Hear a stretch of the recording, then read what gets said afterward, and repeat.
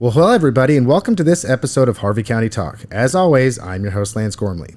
Our guest on the program today is Miss Carol Gaeta, who is with Agape Resource Center, Inc. How are you doing today, Miss Gaeta? Great. All right, Miss Gaeta, do you care if I call you Carol? That's fine. Okay, I'll call you Carol. I should call you Miss Gaeta, but I'll just call you Carol because you said it was okay. Carol's fine. All right.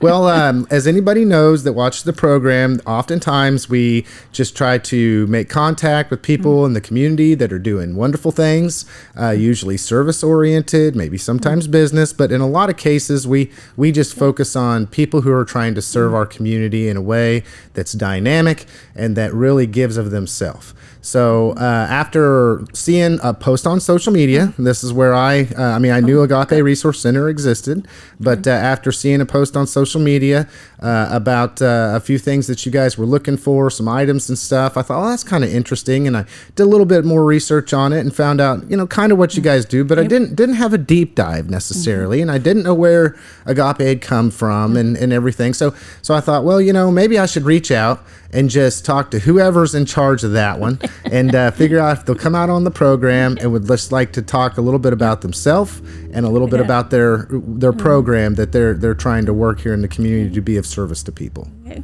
So thank you. That's great. Well, thank you. Yeah. I'm glad you reached out. Yeah, no problem. Appreciate very much. Any publicity we can get, I guess, helps. Yes. And, so, as they say, all publicity is good publicity, right? You betcha, especially when it's free. Right. Shh, don't tell anybody. Don't tell anybody I did that for you. Then everybody will be knocking down my door. No. What was it? So as all people that watch the program know, when we do a Harvey County Talk, the first thing we do is we just want to find out who you are, right? Yeah. Where did you come from? Where were you born? I mean, what your life has been like, and just kind of who you are as a person. So where do you hail from? Well, I was born in El Dorado, Kansas. My dad was originally from Harvey County. He was born over by Halstead, and then they moved to down by Augusta. That's where my mother was from. So they hooked up in high school. And anyway, they ended up with 5 kids.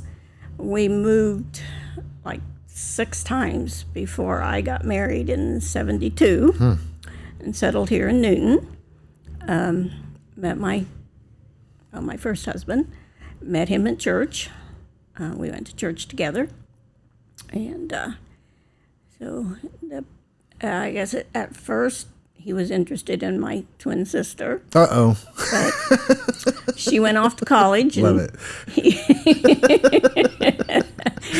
He got stuck with the leftovers. I mean, no. Well, you probably look alike. I mean, if you're twins, Well, a lot of people had trouble telling us apart, but I never thought we looked that much alike.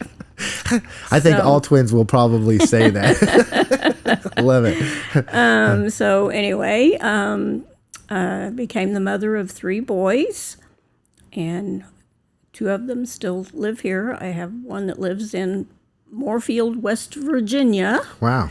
So, and I got to go visit him a couple of months ago when he turned 50. So that was awesome. What was it like raising 3 boys? I got to know. I've got 6 kids altogether between my wife and I, and they're all boys but one. And sometimes I wonder, is it just my household that gets crazy sometimes, or is it just boys in general? Yeah, I think it's just boys in general, and there's a reason there's only 3. Right. How far apart are they? The first 2 are not quite 2 years apart, and then the third one was kind of an afterthought.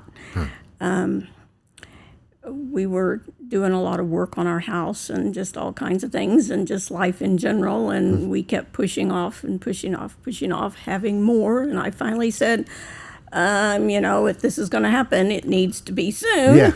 Yeah. So anyway, he is, the older 2 were 7 and 9 when my youngest was born. And in fact, today is his birthday. Nuh-uh. Well, happy birthday. What's his name? Alan. Happy birthday, Alan. I love it. Surely you've already wished him a happy birthday today. Yes. That's awesome. And he's the youngest one that gets to live. He's the youngest. Does he live far No, away? he's here. Okay. So he had to stay home. It's my middle one that lives far away. Yeah. So he got to stay home close to mom and dad and all that. Yeah. Good. Yeah. Good. So He likes to say that he was the only one that was planned. right. Yes. It's always the last one that's probably, that can go either way. It's either planned or not planned. You hear people say. I love it. Yeah. Let's have one more, right? I love that. Well, a lot of people said, well, you've got to have another one because he needs a playmate. Yes. And I said, no, he's fine all by himself. He was perfectly content. Yeah, and he's got by himself. Two older brothers to be ornery with him and give him all the beans they could give him, huh? Yep. And he was the smallest of the three, and the doctor said, well, he'll probably end up being your biggest one. And he did. And the other two were always picking on him and, stuff. And I told him, you better watch out because he's going to get bigger than you. And it happened. It'll be payback. Yep, it happened. Love it. I love it. So you're mother of 3 children. During that time, were you in the workforce or were you just were you a stay-at-home mom? I was a stay-at-home mom until he turned 9. Okay. Then I went to work. What kind of work did you do? I worked out at the railroad, helping the taxi service at the railroad. Very cool. My husband and I and his dad, we all worked out there. Very cool. So yeah. Did you enjoy doing that? I did. Okay. It was an awesome job. Okay. Yeah. So was it in your life? Did you just come to the point of where you were like, I want to go back to work because because at that point I'm guessing all your kids were in school. It's the majority of the time, right? So then it's just you're at home alone, right? Yeah, I think that was some of it. Of course, the other key part was economics. Of course, it always is. Yeah. I was ready to get back to work. Yeah. Although I love being a housewife and mother. Yeah. Yeah. Okay. So I got a question just to dig in a little deeper there. I usually ask people 2 sides of a coin, right? Like, but I'm only going to ask one side of the coin for being the stay-at-home mom. What did you love most about being and I say but being a stay-at-home mom during that time? Wow. Well, there wasn't any of it that I didn't like, so I'm not really sure of one specific thing to kind of tie that down to. But I guess I love just being with my kids and being their, I guess, main influencer in life. And raising them the way you want them to be raised and so forth. And I didn't have to depend on someone else to raise my kids and send them to daycare and all that stuff. Yeah. So, Well, it seems now the reason why I'm interested is because I'm interested in the generational aspect of that. Most commonly in my generation, you have kids and then you go back to work. And so then daycare is something, but I've always felt like, I've had it a little bit different with different ages groups of my kids where got to have mom stay at home for certain times and then other times they weren't, so some had the benefit and others didn't. And I always am interested in what drives a person to want to choose to do that versus go out and work and leave that to somebody else to be able to do. Well, I always thought that if there was a sacrifice that needed to be made for my children, that was mom's responsibility. And I just wanted to be home with them in their formative years and so forth. So you got to do that. So I got to do that. Yeah. Okay. And then the career change, right? We go from being a stay-at-home mom, which is not an easy job in any way, shape, or form. That is just keeps your hands full all the time. Yes, it does. To being able to go out into the workforce. So with that type of worldview change, I guess we could call it. What's something that you really enjoyed about doing? Going back into the workforce and doing the occupation that you did? Well, it was very interesting to get to learn about the railroad. Yeah. We hauled the crews wherever they needed to go, from into Colorado, into Oklahoma, into Nebraska, and of course the majority of Kansas, of course, was with the then Santa Fe. And I don't know, it was very interesting listening to them talk and about their different experiences and things on the railroad themselves. They a lot of times like to especially talk about the gory stuff, when the train wrecks happened and stuff like that. And I remember one trip, I was taking a crew up to Kansas City, and I finally had to say, guys, could we just, tone down this, gore and whatever, because I said, I'm having a hard time driving here, listening to all that. And they did not leave out a single detail. So you could And hear it was like, I'm going to have to pull over here soon if y'all can't, talk about something else. Yeah. Oh. Yeah, I was going to say that's interesting. I mean, most people don't realize that occupation and the dangers that come with it, let's say. And I was interested to, like, when you started talking about the stories and whatnot, because from what I know about the railroad, all them people probably live all different places across the United States. So, they have families, they're away from their families for weeks at a time or anything, but they chose to talk about all the occupational hazards and incidents today. You're like, I do not want to hear this. No, I don't want to hear that. I love it. Yeah, and I took one crew one night. It was perfectly clear here in Newton when we left. I was headed up to Superior, Nebraska with a crew, and we got to about McPherson. They had all gone to sleep after we pulled out of the yard here, and they woke up, like I said, about McPherson, and it was so foggy. I was following a truck in front of me, just to, trying to keep his taillights in sight. Just to, and they're going, what did you do? Where are we at? I love it. Be like, hey, I'm tailing this guy because this is what I can see. They were awake for the rest of the trip. Wondering, is this lady going to run? I love it. Oh, that's awesome. Yeah, there's times, all you can do is follow the biggest thing in front of you and hope for the best. That's right. Yeah. Thankfully, it did clear up some on the return trip. Wasn't quite so bad. But So you'd have to do that sleet, rain, sun, or shine. Yes, absolutely. Yeah. And was it all hours of the night too? At different times? Yes, all hours of the day and night. Yeah.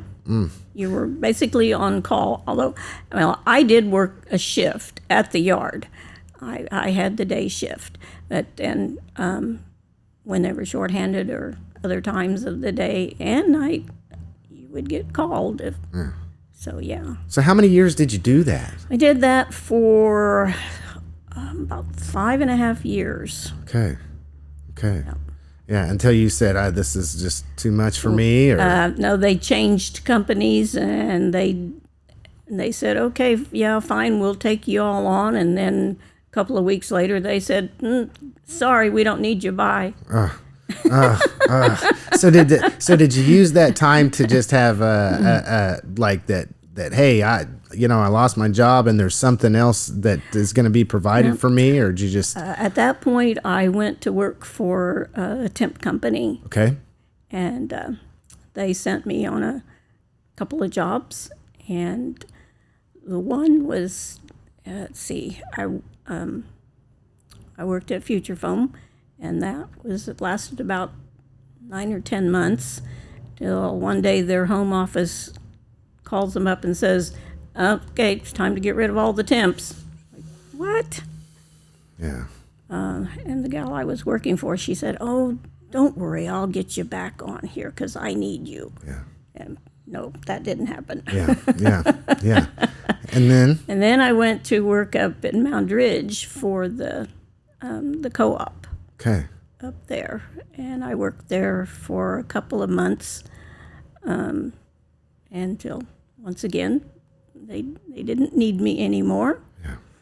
And so then the temp company sent me to Halstead to talk to the folks over at Patrick Industries. And I ended up going there to work and worked there 4 years full-time. And then I got cut back to part-time, but I was still there for another 6 years as part-time. So, and in between that time, my husband and I divorced, and so I ended up moving to Halstead, since I'm working there anyway. Right, right. And that was, way more convenient. Patrick Industries is a company that was a warehouse for the manufactured housing and the RV industry. Okay. So I was a receptionist there. Okay. So is that kind of like associated with Skyline when Yes. Skyline used to be there? Okay. Right. Okay. So it's this sister company to Skyline. They were the suppliers Okay. of the Skyline's materials. Okay, well, I'm seeing something on the horizon because I know that Skyline at some point in time is no longer there. So did that Right. mean that then at that point you're looking for another job again? I don't remember offhand right now if they closed down. I'm kind of thinking they did close down before I got laid off. I'm not real positive. That was in November of 2008, I believe. Okay. Yeah, that's when the economy started to go bad too. Yeah, a lot of people lost their jobs that's right. then. Yeah. It did. And a lot of the manufactured housing like Skyline started closing, Yeah. which was, took away my job. Yeah. Well, when you have a housing crisis of epic proportions, we any did, type of huh? housing is Yeah. up for grabs, isn't it? Right. So, So then I just went on unemployment, and I got into a program that was through, at that time, the Red Cross runs it. Now the Workforce Alliance runs it.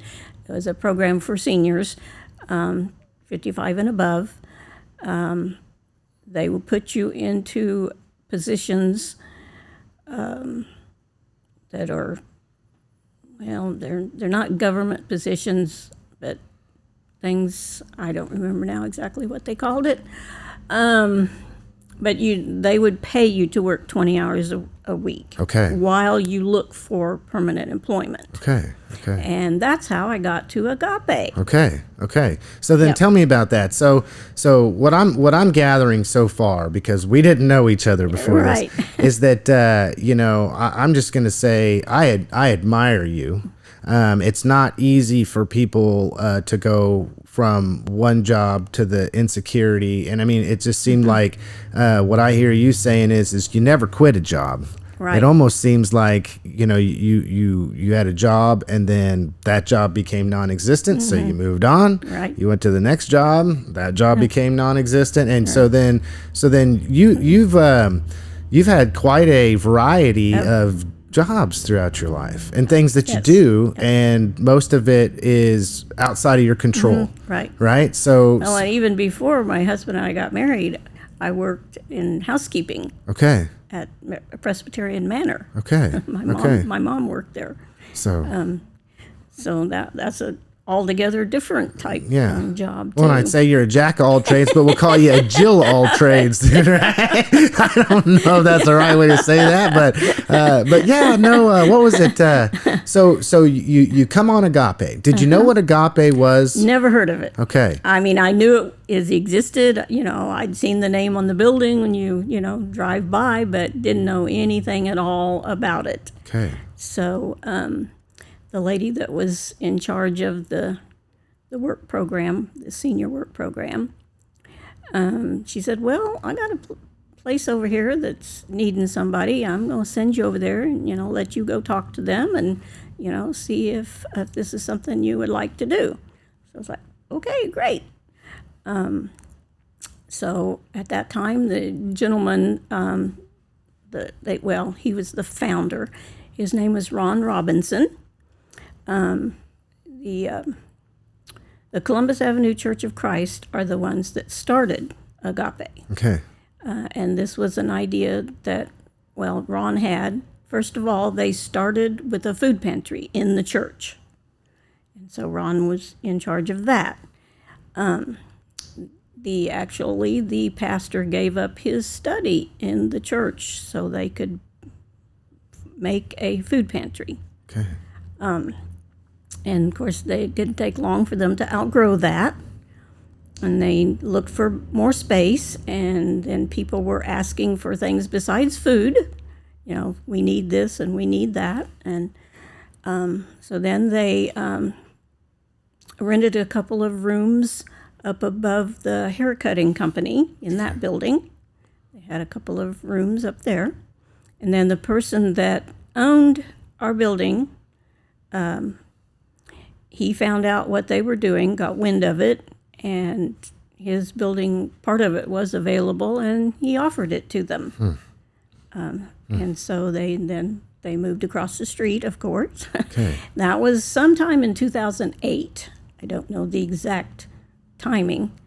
And that's, once again, going back to the economy crashing, Yep. people losing their jobs, Right. and needing some help. Yes. I mean, really, when it comes down to it, I don't know how many people get in situations like that. I've personally had a situation in my life that was, unbeknownst to me, and I wound up pretty much losing everything out of the deal. When I say pretty much losing everything, basically everything. Right. And I know there were times when I had to reach out for help. I mean, there was just no way around it.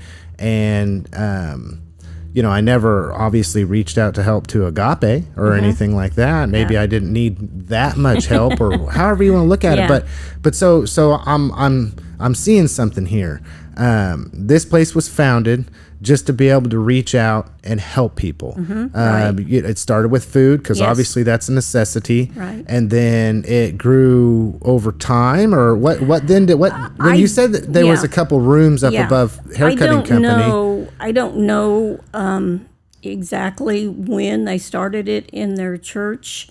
I asked that question to several people, because when they moved into the Agape building where we're at, 116 East 6th, a group from the church handled the food pantry. So when people come in to sign up for a food box, they would fix up the box for them and so forth. And even then, I couldn't get an answer from any of them as to exactly when it started. Right. As far back as we can remember, right? Yeah, apparently. I don't know exactly, but so anyway, this work program put me there in March of 2009. Okay. So I'm coming up on 16 years being there. Wow. So when I got there, I just started from in the sorting room and worked all the way up to doing any and all jobs there. Okay. So, and Ron found out that I had been a receptionist, and said, "You work on the computer?" I said, "Yep." He's like, "Okay, I got a job for you." I'm guessing he didn't want to do the computer thing. Not too much. I love it. Not that. Yeah, that was. I'm not sure. He didn't have a lot of dexterity or something, and it was difficult for him to work on the computer. So he taught me everything that he did, from entering people. We have a form that people fill out when the first time they come in, and then we set up a computer file on them, and because we have to keep track of how often they come in for food and things like that, and we have to make the reports back to the food bank and so forth. So he just showed me everything he did and said, "Here, go for it." Yeah. So then it became my job. Yeah, that's awesome. So you get to keep track, and that's specifically just to be able to justify or to say who you're helping, how often you're helping them, what are the needs that individuals have, right? Whether that be so I know you do food, right? Yes. And then I heard sorting, so that makes me think that we there's have a more clothing stuff. closet. Yes, we have a store. So what I guess fast forward to today, right? Okay. What are all the things that Agape Resource Center does for those in need? Okay. Well, we have a clothing closet, like I said, and we get donations from the community. You know, somebody has a garage sale and they bring the leftovers. Yeah. We've got a lady that's doing estate sales. Okay. She brings the leftovers. We have a lady that operates the Heartland Pregnancy Center.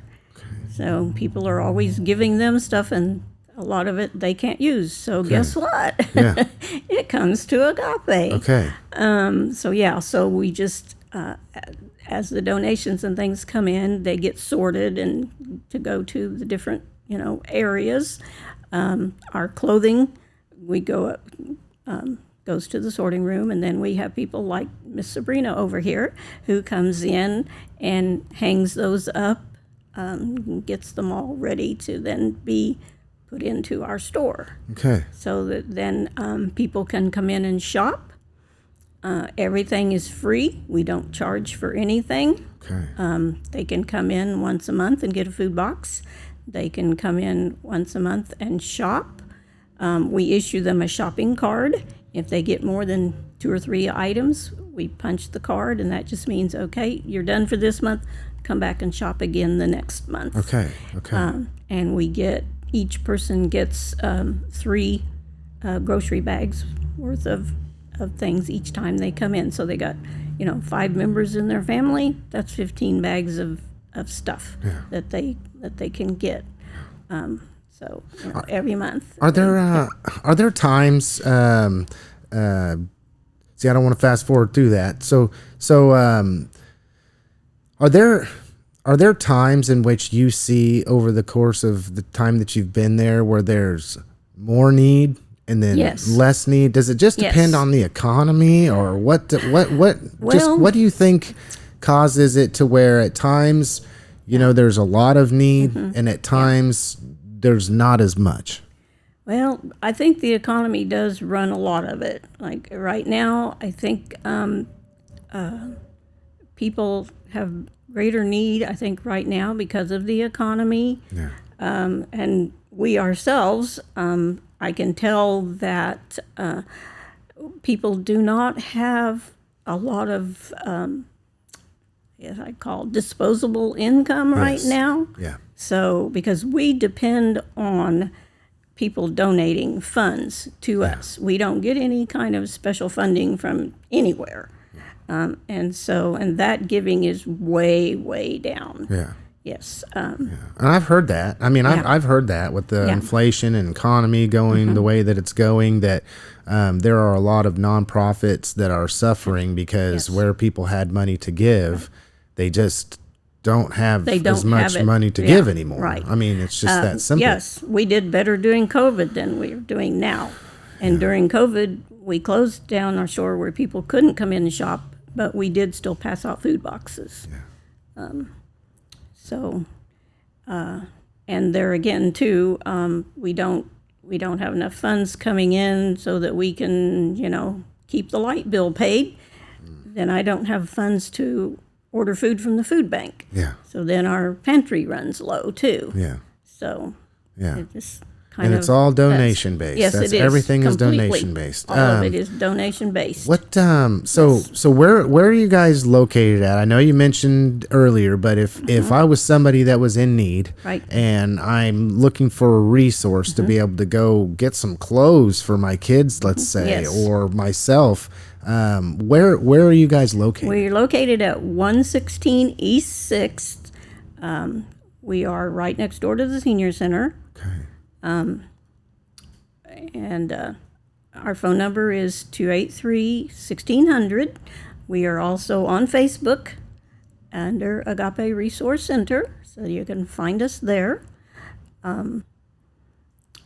And There's a What hours are you guys open Monday through Friday? no. Or? Right now we are only open Tuesday, Wednesday, and Thursday from 10 to 2. Okay. Okay. That's just what our finances allow us to be open. We'd love to be open more. Okay. Yeah, and of course, well, when COVID hit, why all of our volunteers quit, and so we just kind of slowly been picking back up in the last, I don't know, 2 or 3 months. I went on Facebook and started messaging churches and places, civic groups and so forth, asking for help. Yeah. And telling them what our needs were or are. And so right now, let's see, we've got 3 or 4 people that are coming in to volunteer, and that's helping us out a great deal because my husband and I are, we aren't young anymore.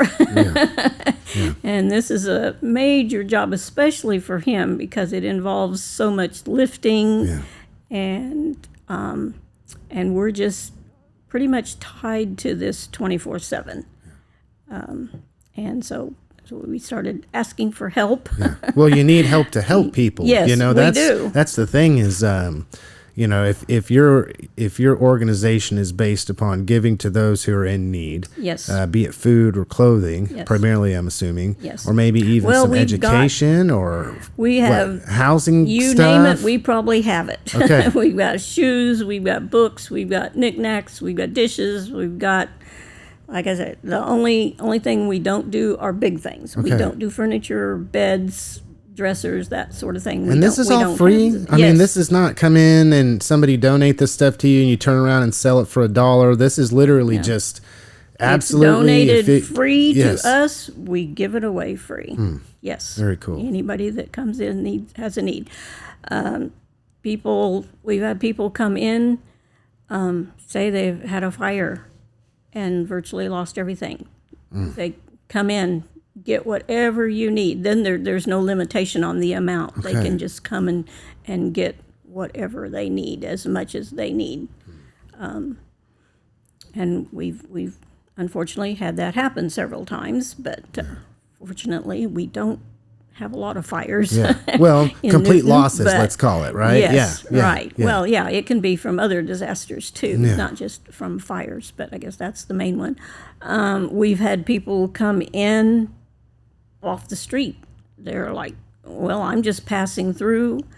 They're on foot, literally, and need help. Okay, fine. That's what we're here for. Here's some food. Here's some clothing. Right. Yeah. And then I'm assuming with the name Agape. Right? Love. Right. Yes. Unconditional love. Right. That's what Agape means. That's what it means. That you all don't. You're just. This is a ministry that chooses to. I'm going to assume, services those who are in need with the most basic needs, which are food and clothing, more or less. I mean, that's probably the 2 largest things that you contribute for. Yes. And you do that for no other reason other than you just want to show God's love to people. That's why we do it. And we have come close several times of having to close our doors because we're just not getting enough money donated to keep the bills paid. But I don't want to do that. In fact, I have, of late, I am using my own inheritance money from my sister to keep the doors open. Yeah. That's what we're doing right now. I mean, I'm very happy to do that because I don't want to see it closed down. We have also are looking for someone to come and take it over for us because we're just getting old and tired and have some health issues, and I don't want to run into a situation of a health emergency or something like that forces us to close it down. So if anybody out there that might be interested, come see me. And you just want for somebody to be able to pick up where you left off and just continue on. If they can just pick up from right where we're at and carry on, that would be the biggest blessing from God. Yeah. Yes. Yeah. As I'd like to, I think we are a major asset to the community, and we do serve a lot of people. And of late, we've been serving more and more and more. And I'm sure that it does have to do with the economy. In fact, last week, my husband was saying, boy, where are all these people coming from? I mean, we had like 10, 12 people every day. Yeah. And it's like, great. Yeah. You get to serve them. But yeah, that just opens up a whole nother thing of needing to be able to have what you need to serve them. Yes. Yeah. And occasionally we get people that come in and they say, oh, I thought you closed down. I say, well, no, we never did. Yeah. Well, I heard you did. Well, yeah, from time to time there are rumors like that go around for whatever reason. Well, yeah. I mean, what happens is when you reach out, I'll tell you exactly why that's the case. If you come out and you reach out and you say, hey, we need some help because we're getting close to this point of when we're going to have to close the doors by the time it gets to the fifth person down the road. Well, they're closing the doors because they didn't get any help. Yeah. You know how rumors go. Yeah. Instead of going down there or contacting you. They get embellished. Yes. To say, hey, I see what you're doing. I love what you're doing. How do I help? Yeah. Yeah. Exactly. Yeah. Yeah. We'd love for exactly that to happen so that it can continue, that it will continue for years to come yet. Yeah. And even when the economy gets better, and we know it has that ebb and flow over the last 15, 16 years. Yeah. And we're kind of going in that downhill slide of that flow right now. Yeah. But I'm sure that it's going to pick back up. We hope. Yes, we can hope and pray it does anyway. Yeah. But we'd just like to see Agape stay for a long time to come. Yep. Okay, so I got a question for you. I guess trying to understand just you, and getting to know you, and I think I'm understanding why you do it. But can you just tell the audience? Why are you so passionate to be able to want to do what you're doing? Well, it is not a job that I would have picked for myself. I believe 100% wholeheartedly that the Lord put me here. This is where He wanted me to be and what He wanted me to do. That is how I believe that I got there in the first place and have remained. It was a church that started it. So obviously they had, God was leading them to do this. And I think I just came along and God said, okay, hey, I know where I want you, over here. As you can ask anybody that I go to church with and they'll tell you, yep, that's not what she would have ever picked. Yeah. But I thank God for it. Obviously, He knows what He's doing, and I have enjoyed every minute of it. When Ron passed away in May of 2012, like I said, he had taught me everything he did, so I was able then to just step in and carry on. Yeah. And he was the executive director, so it wasn't many months down the road that the board said, hey, guess what? You are now the executive director. Yeah. And then you're like, okay, that's awesome. All right. That's awesome. So, and you stepped up to the plate. Absolutely. Yeah. Yep. Yeah. Okay. So if somebody's listening to the program right now and they're just finding out about Agape, or maybe they knew about Agape and they thought that, hey, maybe it's possible that, they're got plenty of donations, or they got plenty. You're telling them no. In fact, I just recently saw a post on social media where your guys' sump pump failed. Yes, it did. And, you rely so heavily on donations and people's goodwill that Right. you literally had to have somebody come help you. I mean, Yes. there's just no way around it. Yes, we did. A couple of my volunteers went on Facebook and said, hey, we got this need. And somebody, I don't even know who they were. I got a name on a check that came in and said, hey, we'd like to donate the money that you need to replace your sump pump. Amazing. So that was awesome. Amazing. Yes. Amazing. So, okay. So as I was saying, if somebody's listening right now and they're asking, how can I help? I want to help. I realize that, you're in need, and I also realize how much you help those who are in need. How can I help you? What would you tell the audience right now, are ways that they can reach out and help you? Well, I would say our biggest need right now is just funds, so we can keep the electric bill paid, keep the utilities paid. That's our overhead, and you can't get a grant or anything out there that will pay those utility bills for you. So, I mean, I have searched the internet, I don't know how many times, looking for grants, and even looking into writing grants. And they're just, unless you have some kind of a special program that you're running, there's just not anything out there like that to, now, of course, we got money to pay utilities during COVID, because there was a special program set up that with money to do that sort of thing. But that's the only time that we've ever, we just completely depend on our awesome community here to back us up and keep the funds coming in. And we've got several people and a couple of churches that donate to us every year, but it's like once a year, like in December, which is awesome. We love it, but it doesn't carry us through the year.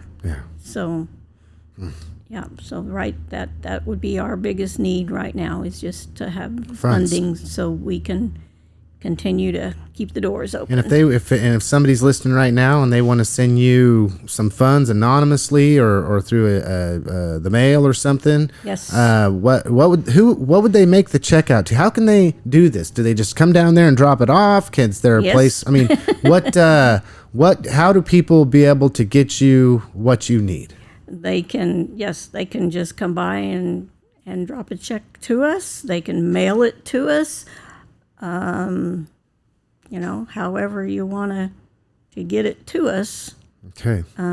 So fill out a check to Agape Resource Center. Or just Agape is all you have to put on it. And send it to 116 East 6th Street. That's right. Here in Newton, Kansas, America.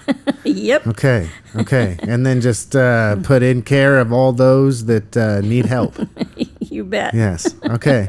Well, one thing that we always do, because we're coming to the end of the program, is I always give the guest the last word to speak directly to the hearts and the minds of everybody listening. And I hope that is not a gotcha question, because I don't tell people that, but I want it to really come from someone's heart. So you have a chance to speak directly to the hearts and the minds of anybody listening right now. What do you have to say? Well, I would just say thank you for our community, for all the love and support you have given over these past almost 16 years that I'm aware of, since I've been at Agape. And I know that there are many, many, many loving people in this community, that you love our community, and I know that you have a heart, same as we, that want to serve and give back. So we're open to any and all, and we would love to have your help, and we would love to be able to help even more people going forward. All right. Well, thank you, Carol. I appreciate you. I appreciate your heart. Thank you. And I hope the people watching this will reach out and do whatever they can to help support you. Okay. I hope so too. So, Thank okay. you. All right. Thank you. Well, there you have it, folks. And thanks for listening to this episode of Harvey County Talk. As always, I was your host, Lance Gormley, and our guest was Miss Carol from Agape Resource Center here in Newton. Have a wonderful day, Carol. Thank you. Right.